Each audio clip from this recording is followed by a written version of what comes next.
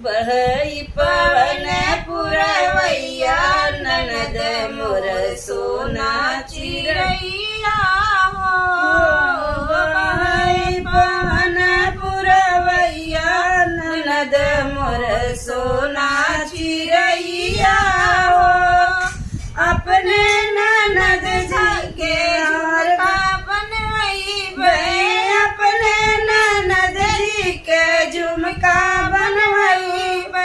लरिया लगावे उनके भैया ननद मोर सोना चिरैया हो। लरिया लगावे उनके भैया ननद मोर सोना चिरैया हो। बहई पवन पुरवैया ननद मोर सोना चिरैया हो। बहई पवन पुरवैया ननद मोर सोना चिरैया हो।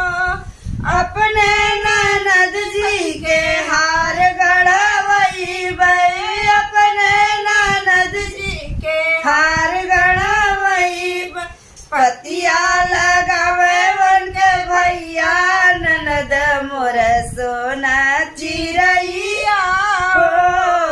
पतिया लगावे उनकर भैया ननद मोर सोना चिरैया हो। बहई पवन पुरवैया ननद मोर सोना चिरैया हो। बहई पवन पुरवैया ननद मोर सोना चिरैया हो।